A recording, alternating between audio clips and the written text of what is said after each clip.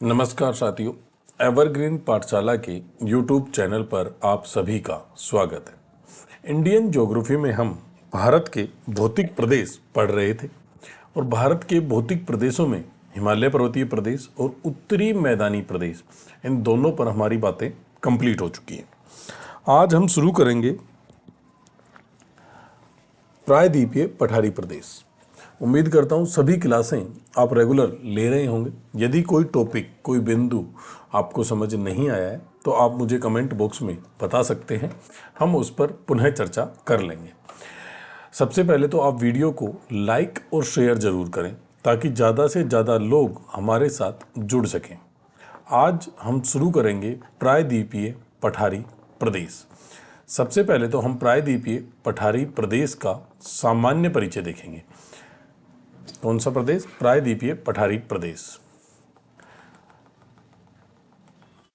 एक मिनट।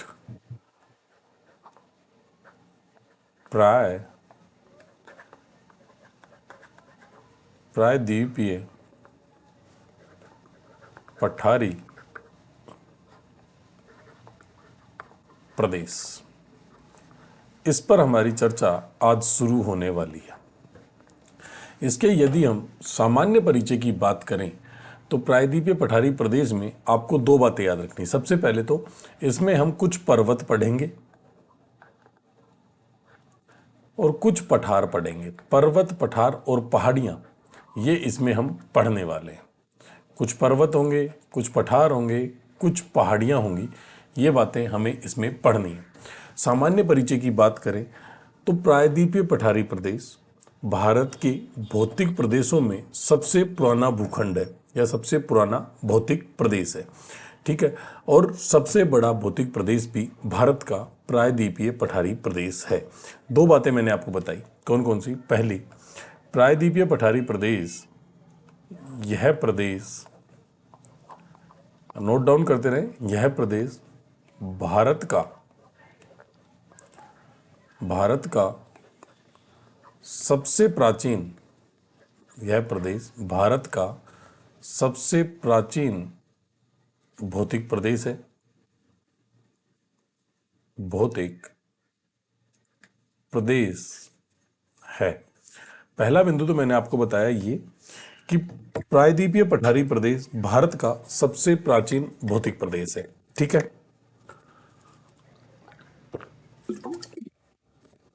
दूसरा मैंने आपको क्या बताया? भारत का सबसे बड़ा, भारत का सबसे बड़ा भौतिक प्रदेश है। अब बात आती है कि यदि प्रायद्वीपीय पठारी प्रदेश भारत का सबसे बड़ा भौतिक प्रदेश है तो इसका क्षेत्रफल कितना है? तो प्रायद्वीपीय पठारी प्रदेश का क्षेत्रफल 16 लाख वर्ग किलोमीटर है। कितना है? प्रायद्वीपीय, लिखते रहें साथ साथ, प्रायद्वीपीय पठारी प्रदेश का क्षेत्रफल 16 लाख वर्ग किलोमीटर है। वर्ग किलोमीटर है। या पूछा जाए कि प्रायद्वीपीय पठारी प्रदेश कितने प्रतिशत, या प्रतिशत का नाम है, कितने क्षेत्रफल पर विस्तृत है, तो 16 लाख वर्ग किलोमीटर में प्रायद्वीपीय पठारी प्रदेश का विस्तार है। तीन बिंदु हमने देख लिए। कौन कौन से बिंदु हमने देखे? सबसे पहले हमने देखा कि प्रायद्वीपीय पठारी प्रदेश भारत का सबसे प्राचीन भौतिक प्रदेश है, भारत का सबसे बड़ा भौतिक प्रदेश है। प्रायद्वीपीय पठारी प्रदेश का क्षेत्रफल लगभग 16 लाख वर्ग किलोमीटर है। ये चीजें हमने देखी। अब अगला बिंदु लिखिए,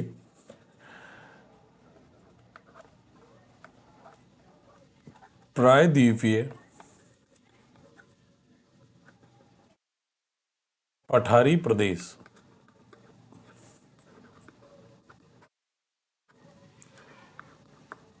गोंडवाना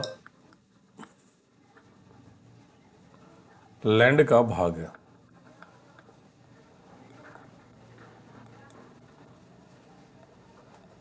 इस बात को समझिए, जब हमने इंडियन ज्योग्राफी की पहली क्लास देखी थी, इंडियन ज्योग्राफी की जो हमने पहली क्लास देखी थी, उसमें मैंने आपको बताया था भारत का ऐतिहासिक स्वरूप। सबसे पहले वाली भारत का सामान्य परिचय की पहली क्लास, भारत का ऐतिहासिक स्वरूप, उसमें मैंने बताया था कि मान लीजिए कि पूरी पृथ्वी है, ठीक है, बाद में इसको मिटा देंगे, मैं भी आपको समझाने के लिए बना रहा हूं ना। ये पूरी पृथ्वी है और इसमें ये वाला भाग आप मानकर चलिए पेंजिया है। ये पेंजिया, पेंजिया क्या था? पेंजिया जितने भी आपको महाद्वीप नजर आते हैं या स्थलीय भाग अभी हमें दिखाई देते हैं, जैसे एशिया, यूरोप, ऑस्ट्रेलिया, अंटार्कटिका, जिस पर बर्फ जमी हुई है स्थलीय महाद्वीप की श्रेणी में आता है। जितने भी स्थलीय भाग हैं वो पहले एक जगह पर एकत्रित थे, जिसे पेंजिया कहा जाता है।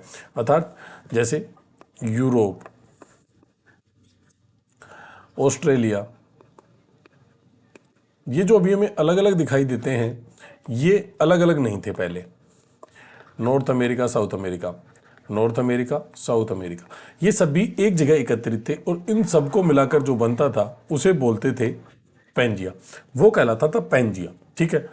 और पेंजिया के चारों ओर, या पेंजिया, पेंजिया के चारों ओर की छोड़े, पेंजिया के अलावा जो शेष बचा भूभाग था पृथ्वी का, उस पर महासागरीय भाग विद्यमान था। क्या था? महासागरीय भाग था, और उस महासागरीय भाग को कहा जाता था पैथालासा। ये वाला जो भाग है ये कहलाता था पैथालासा। फिर मैंने आपको बताया था कि कार्बोनीफेरस युग आता है। कार्बोनीफेरस युग में पेंजिया में भूगर्भिक हलचल होती है। कार्बोनीफेरस युग, इस युग में इस पेंजिया में भूगर्भिक हलचलें होती हैं। पेंजिया में भूगर्भिक हलचलें होंगी।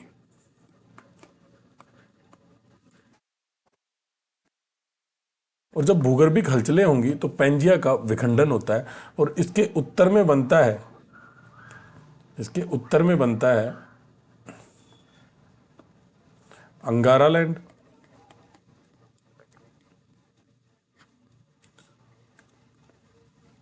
और इसके दक्षिण में बनता है गोंडवानालैंड।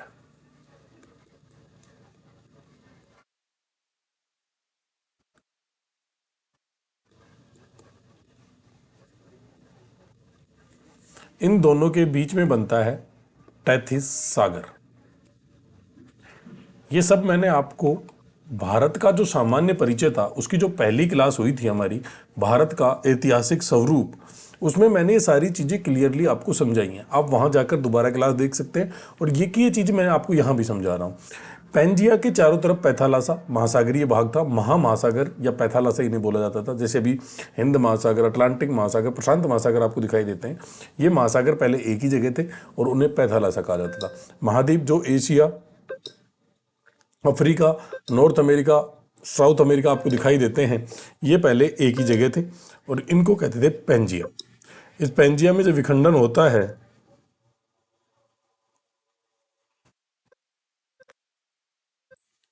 एक मिनट,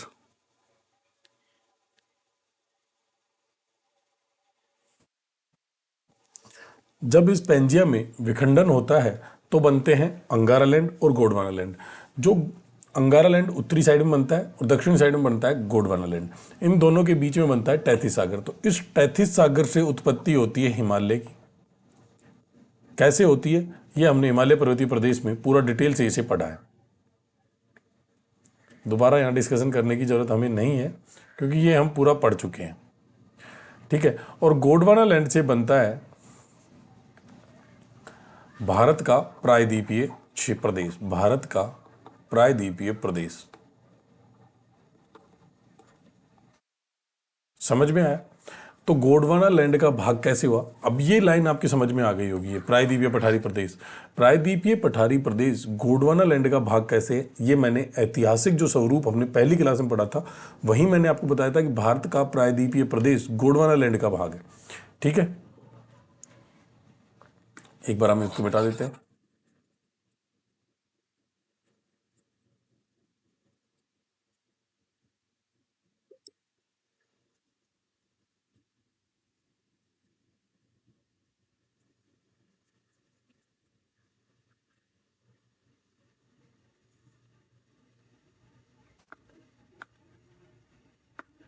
अब आगे लिखना प्रारंभ करते हैं ना।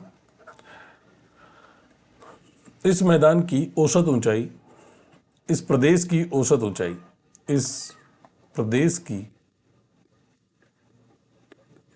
इस प्रदेश की औसत ऊंचाई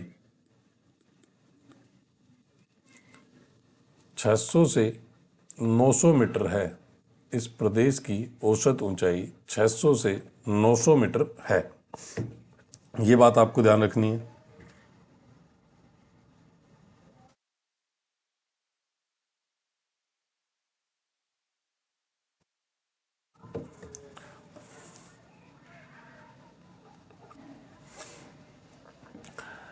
अब जो एक बात और याद रखनी है, इस भौतिक प्रदेश में, यह भौतिक प्रदेश, लिखिए, यह भौतिक प्रदेश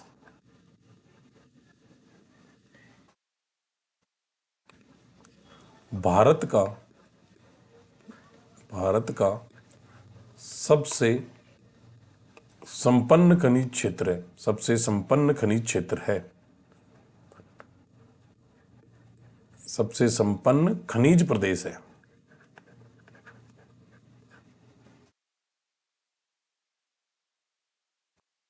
यह भौतिक प्रदेश भारत का सबसे संपन्न खनिज प्रदेश है।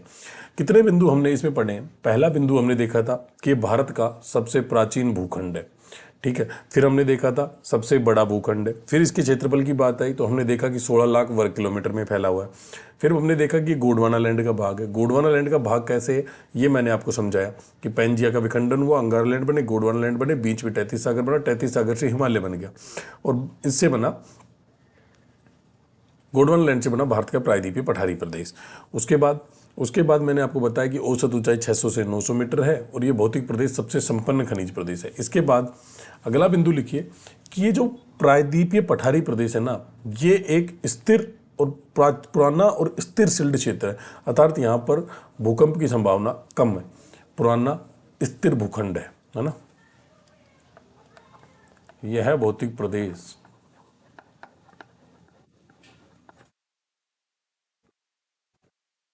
एक पुराना, यह भौतिक प्रदेश एक पुराना और स्थिर शिल्ड क्षेत्र है और स्थिर शिल्ड क्षेत्र है। पुराना और स्थिर शिल्ड क्षेत्र होने के फायदे क्या हैं? ये है कि यहाँ पर भूकंप की संभावना कम होती है, अर्थात भूकंप यहाँ पर कम आते हैं। ये इसके प्रमुख कारण होते हैं। अब प्रायद्वीपीय पठारी प्रदेश में हम किस किस का अध्ययन करेंगे वो एक चीज हम देख लेते हैं। इस भौतिक प्रदेश में, इस भौतिक प्रदेश में पर्वत, पठार और पहाड़ियां सम्मिलित हैं।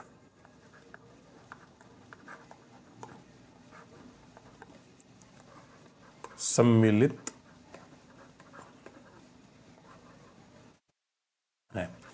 ये था प्रायद्वीपीय पठारी प्रदेश का सामान्य परिचय, जिसके बारे में हमने मोटी मोटी जानकारी प्राप्त की। क्या क्या देखा हमने देखा कि प्रायद्वीपीय पठारी प्रदेश भारत का सबसे पुराना भौतिक प्रदेश है, सबसे बड़ा भौतिक प्रदेश है, क्षेत्रफल 16 लाख वर्ग किलोमीटर है, ठीक है। एक बार मैं शॉर्ट नोट्स के द्वारा आपको बना कर ही दिखा देता हूं। देखो, ये मान लीजिए हमने लिख दिया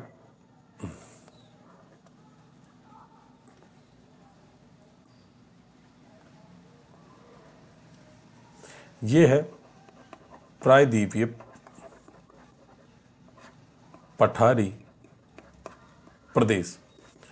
क्या क्या पढ़ा हमने शॉर्ट नोट्स के रूप में अगर हम देखें तो पहला बिंदु सबसे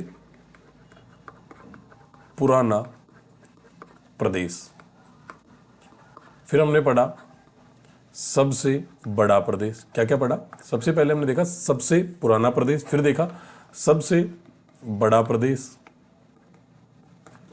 फिर देखा क्षेत्रफल 16 लाख वर्ग किलोमीटर, ऊंचाई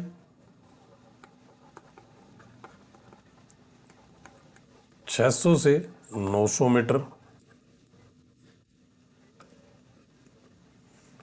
गोंडवाना लैंड का भाग, गोंडवाना लैंड का भाग। उसके बाद हमने देखा इसके बाद हमने क्या देखा? पुराना और स्थिर क्षेत्र, पुराना व स्थिर क्षेत्र। और लास्ट हमने देखा कि इसमें सम्मिलित हैं पर्वत, पठार, पहाड़ियाँ। ये तीनों चीज़ें इसमें सम्मिलित हैं। ये सब चीज़ें हमने देखी प्रायद्वीपीय पठारी प्रदेश के सामान्य परिचय में। अब बात करें आगे की, तो आगे अब हम सबसे पहले पर्वत और पहाड़ियाँ पढ़ेंगे। कौन कौन से पर्वत और पहाड़ियाँ हम प्रायद्वीपीय पठारी प्रदेश में पढ़ेंगे उसके बारे में डिस्कशन करते हैं। एक मिनट, सॉरी।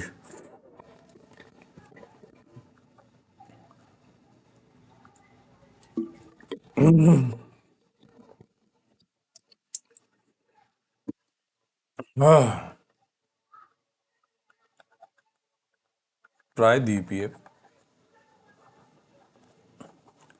पठारी प्रदेश, इसमें हम क्या देखेंगे? पहले पर्वत, पहाड़ियाँ। कौन कौन सी पर्वत और पहाड़ियाँ हम इसमें पढ़ने वाले हैं ये मैं आपको बता देता हूँ।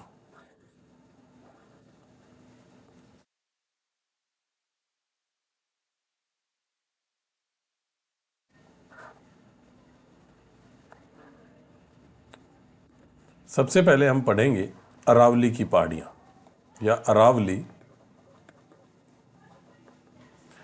पर्वत माला।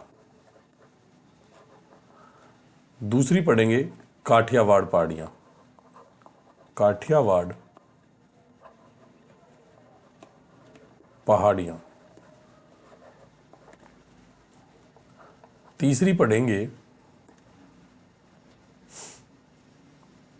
विंध्याचल, विंध्याचल पर्वत या विंध्य पर्वत, है ना। उसके बाद पढ़ेंगे सतपुड़ा, सतपुड़ा। सतपुड़ा के बाद हम देखेंगे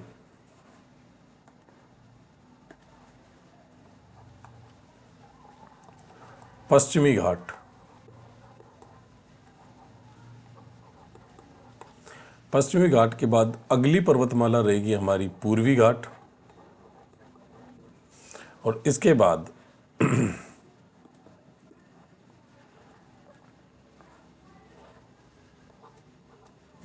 एक इधर से लिख देते हैं हम इसमें, और फिर देखेंगे हम नीलगिरी पर्वतमाला, नीलगिरी पहाड़ियाँ। ये कुछ प्रमुख पहाड़ियाँ हम इसमें पढ़ने वाले हैं। पहले हम पर्वत और पहाड़ियाँ पढ़ेंगे, उसके बाद हम पठार पढ़ेंगे कि कौन कौन से पठार प्रायद्वीपीय पठारी प्रदेश का भाग है। इसके साथ साथ मैं आपको बताऊं कि ये जो प्रायद्वीपीय पठारी प्रदेश है ना, ये त्रिभुजाकार है। कितना कैसा है? त्रिभुजाकार है प्रायद्वीपीय पठारी प्रदेश। ये हम वहाँ लिखना भूल गए थे, तो आप नोट डाउन कर लेंगे, त्रिभुजाकार पठारी प्रदेश। प्रायद्वीपीय जो पठारी प्रदेश है वो त्रिभुजाकार है, ठीक है। प्रायद्वीपीय पठारी प्रदेश त्रिभुजाकार आकृति में है, ये बात भी आपको याद रखनी है। अब बात करते हैं हम सबसे पहले अरावली पर्वतमाला की। अब तक जो हमने पढ़ा वो प्रायद्वीपीय पठारी प्रदेश का सामान्य परिचय था। अब आप हेडिंग डालिए अरावली पर्वतमाला, अरावली पर्वत माला। पहले तो मैं अरावली पर्वतमाला बना देता हूँ, आप भी ऐसे ही बना लें ताकि चीज़ें कंटिन्यू आपको याद हो जाएं और कंठस्थ हो जाएं एक ही बार में, ठीक है। ये मान लीजिए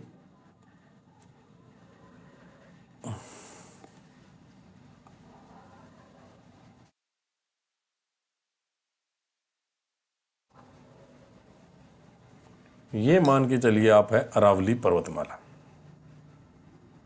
ठीक है, अरावली पर्वतमाला का जो विस्तार की अगर हम बात करें तो अरावली पर्वतमाला यहाँ से लेके यहाँ तक फैली हुई है। ये फैली हुई है गुजरात से लेकर दिल्ली तक। पालनपुर गुजरात या खेड़ ब्रह्मा गुजरात से लेकर रायसीना दिल्ली तक अरावली पर्वतमाला का विस्तार है। कुल विस्तार की अगर हम बात करें तो इसका जो कुल विस्तार है वो 692 किलोमीटर में है। इसकी लंबाई कितनी है? तो ये लंबाई है इसकी 692 किलोमीटर। इस 692 किलोमीटर में से अकेले राजस्थान के पास लगभग 80% अरावली का विस्तार पाया जाता है।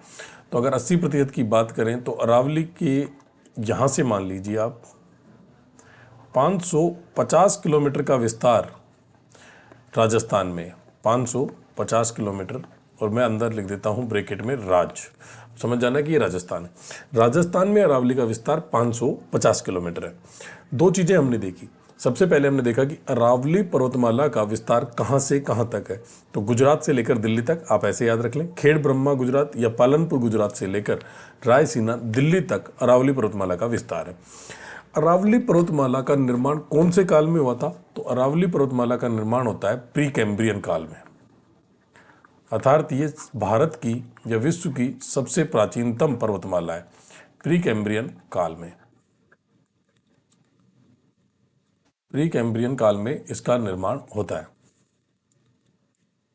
प्री कैम्ब्रियन काल में निर्माण के समय जो अरावली है ना, ये वलित पर्वतमाला थी। निर्माण के समय अरावली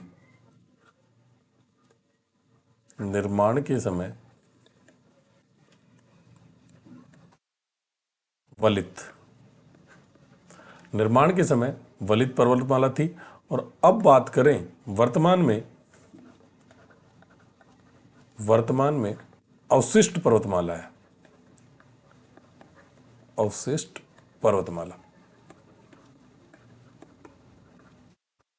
अगर निर्माण के समय अरावली की बात की जाए तो निर्माण के समय अरावली प्राचीन वलित पर्वतमाला है, लेकिन वर्तमान में अवशिष्ट पर्वतमाला का उदाहरण है। इसकी औसत ऊंचाई की बात करें तो औसत ऊंचाई है, अरावली पर्वतमाला की औसत ऊंचाई 930 मीटर। अरावली पर्वतमाला की औसत ऊंचाई है 930 मीटर। कितनी? 930 मीटर। ठीक है, सबसे ऊंची चोटी की अगर हम बात करते हैं तो सबसे ऊंची चोटी पाई जाती है सिरोही में, और इस चोटी का नाम है गुरु शिखर।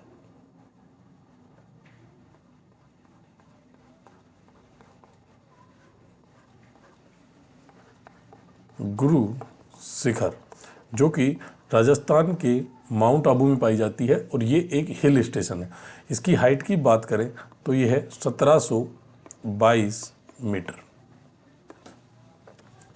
अब तक अरावली पर्वतमाला के बारे में हमने क्या देखा? अरावली पर्वतमाला का निर्माण होता है प्री कैम्ब्रियन काल में। ठीक है, निर्माण के समय ये एक वलित पर्वतमाला होती है, अर्थात ये प्राचीन वलित पर्वतमाला है। वर्तमान में ये अवशिष्ट पर्वतमाला का उदाहरण है। इसका विस्तार गुजरात से लेकर दिल्ली तक है। कुल लंबाई 692 किलोमीटर है, उसमें से 550 किलोमीटर का विस्तार केवल राजस्थान में है। ठीक है, लगभग 80%। औसत ऊंचाई 930 मीटर है। ये अरावली पर्वतमाला के बारे में मैं आपको बता रहा हूं। ठीक है, इसके बाद बात करें अरावली पर्वतमाला में धात्विक खनिज पाए जाते हैं। कौन से? यहां लिख दीजिए, धात्विक खनिज पाए जाते हैं। कौन से खनिज? धात्विक।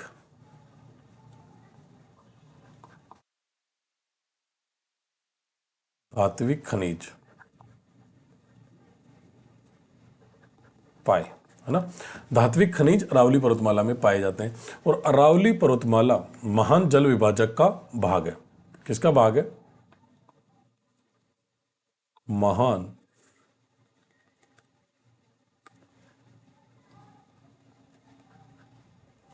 कलर बदलना पड़ेगा यहाँ पे।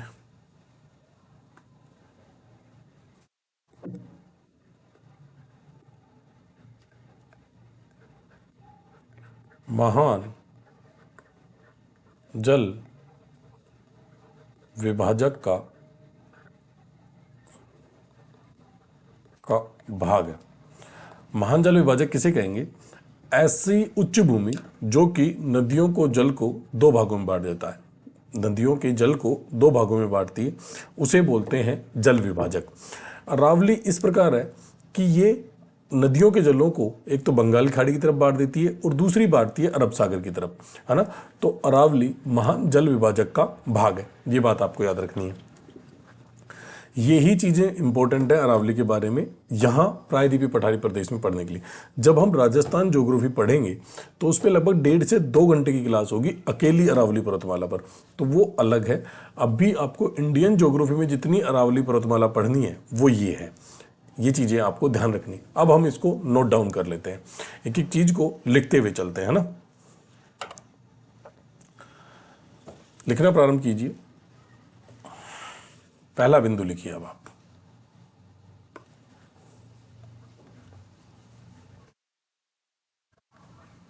अरावली पर्वतमाला का निर्माण, अरावली पर्वतमाला का निर्माण प्री कैम्ब्रियन काल में हुआ। अरावली पर्वतमाला का निर्माण प्री कैम्ब्रियन काल में, प्री कैम्ब्रियन काल में हुआ। ठीक है। सबसे इंपॉर्टेंट क्या है, यदि अब भी आपको अरावली समझ नहीं आई है तो आप मुझे कमेंट बॉक्स में बता सकते हैं, हम उसके ऊपर पुनः चर्चा कर लेंगे। इंपॉर्टेंट है चीज़ें आपके समझ में आनी चाहिए। यदि चीज़ें आपकी समझ में आएंगी ना तो चीज़ें रेगुलर चलेंगी। और कोई चीज़ आपकी समझ नहीं आ रही है, आप मुझे कमेंट बॉक्स में बताएं। जब आप मुझे कमेंट बॉक्स में बताएंगे तो हम उन पर दोबारा डिस्कशन करेंगे। और डिस्कशन का फ़ायदा ये होता है कि हमारा कन्वर्सेशन होने लग जाता है, और जब कन्वर्सेशन होगा ना तो चीज़ें अच्छे से क्लियर होती हुई चलेंगी। हमें भी पता चलेगा कोई चीज़ जो मेरे से छूट रही है या जो मैं आपको नहीं बता रहा हूँ वो आप मुझे बताएं कि सर आपने इसमें ये नहीं बताया, या साथी आपने ये नहीं बताया, तो वो चीज़ हम ऐड कर लेंगे। इम्पोर्टेंट है कि कन्वर्सेशन शुरू हो। जब बातें शुरू होंगी तो चीज़ें अच्छे से समझ में आने लग जाएंगी। निर्माण के समय, दूसरा पॉइंट लिखिए, निर्माण के समय अरावली वलित पर्वतमाला थी।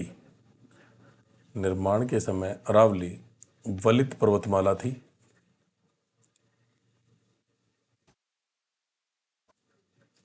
परंतु वर्तमान में अरावली अवशिष्ट पर्वत का उदाहरण है। वर्तमान में अरावली अवशिष्ट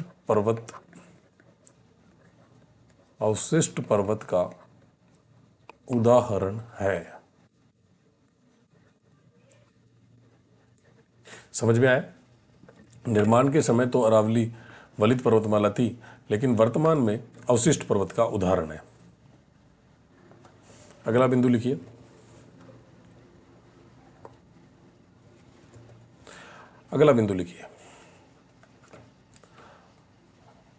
अरावली गुजरात के, अरावली का विस्तार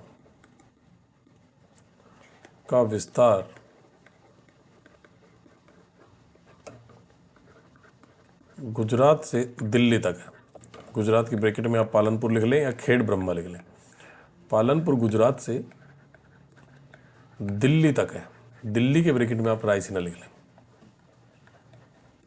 रायसीना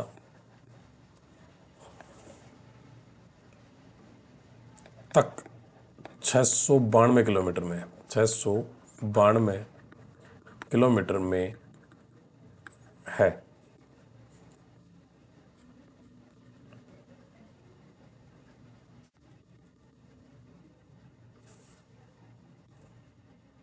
इसको ब्रैकेट में बंद कर लें आप, 692 किलोमीटर को, ये आपको याद रखनी है ना, 692 किलोमीटर में है।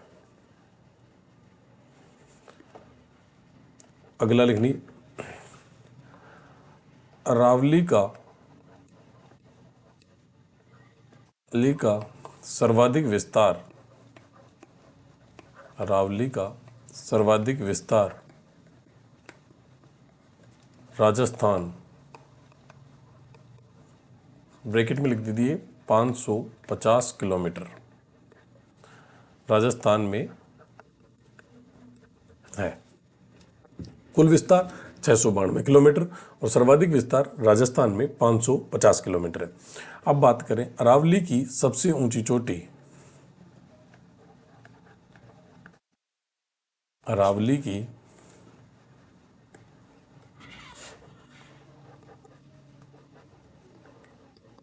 सबसे ऊंची चोटी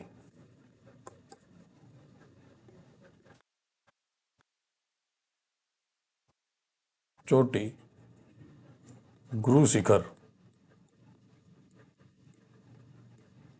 ब्रैकेट में लिखना 1722 मीटर,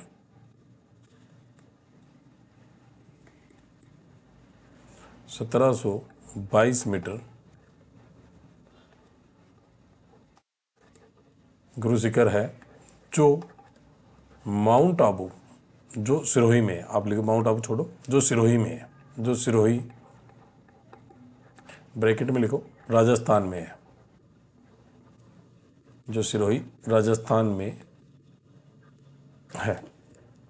ठीक है, ये हमने देख लिया कि अरावली का विस्तार कितना है, राजस्थान में विस्तार कितना है, इसकी सबसे ऊंची चोटी कितनी। ये देख लिया कौन से काल में इसका निर्माण हुआ, और इसके बाद देख लिया वलित पर्वतमाला, अवशिष्ट पर्वतमाला, ये चीज़ें हमने देख ली। अब अगला बिंदु हम डिस्कस करते हैं अरावली के बारे में, वो ये है कि अरब सागर जो है ना, उसको अरावली का पिता कहा जाता है। तो ये सीधा पॉइंट आपको याद रखना है। क्योंकि क्यों कहा जाता है? क्योंकि अरावली की उत्पत्ति अरब सागर से मानी जाती है, इसलिए अरब सागर को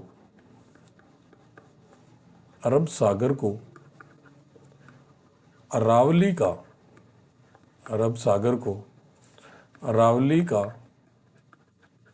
पिता कहा जाता है।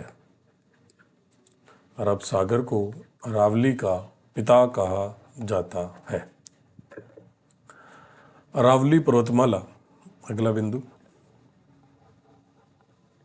अरावली पर्वतमाला महान जल विभाजक का भाग है।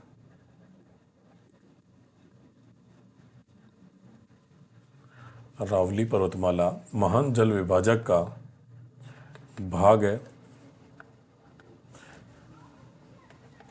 अगला बिंदु, लास्ट बिंदु लिखिए, अरावली पर्वतमाला में धात्विक खनिज पाए जाते हैं। अरावली पर्वतमाला में धात्विक खनिज पाए जाते हैं।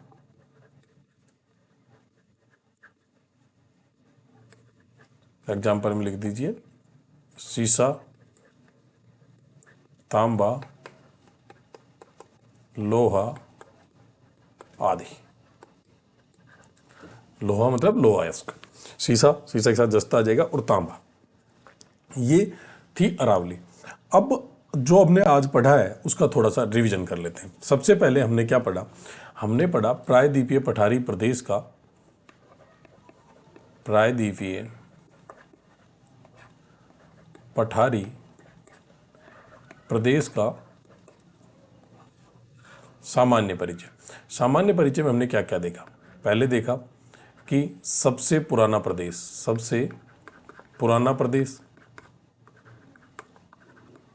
दूसरा हमने देखा पुराने प्रदेश के साथ साथ सबसे बड़ा प्रदेश।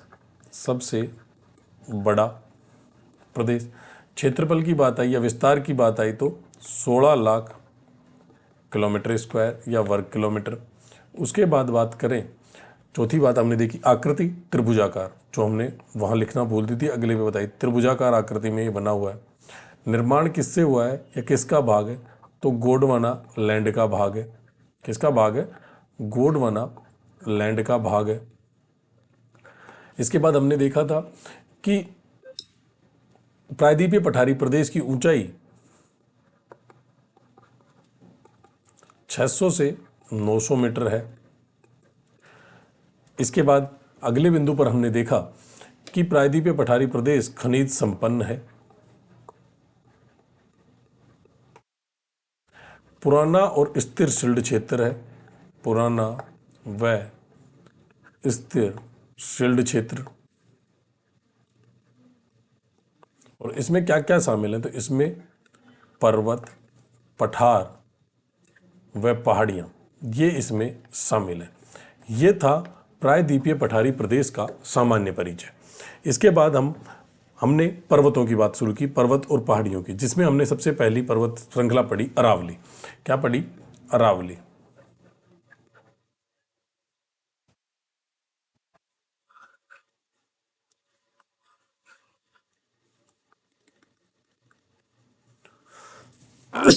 एक अरावली,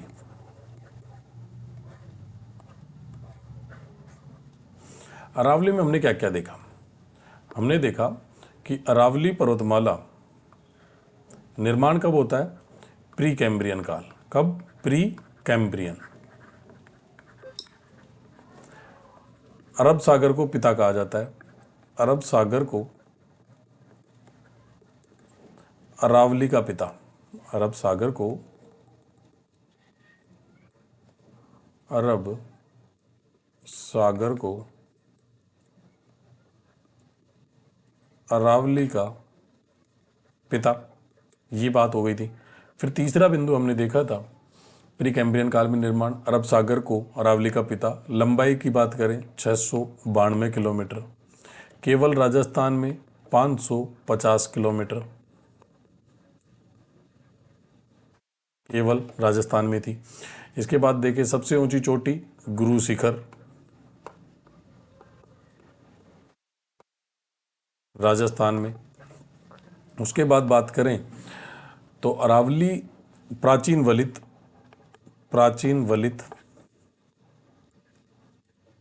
व वर्तमान में अवशिष्ट, ये दोनों बिंदु क्लियर हो गए होंगे। प्राचीन वलित है लेकिन वर्तमान में अवशिष्ट पर्वत का उदाहरण है। किसका उदाहरण है? अवशिष्ट पर्वत का। इसके बाद हमने देखा था कि अरावली में धात्विक खनिज पाए जाते हैं, धात्विक।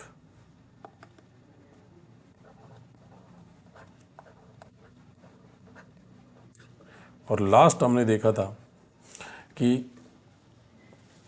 अरावली महान जल विभाजक का भाग है।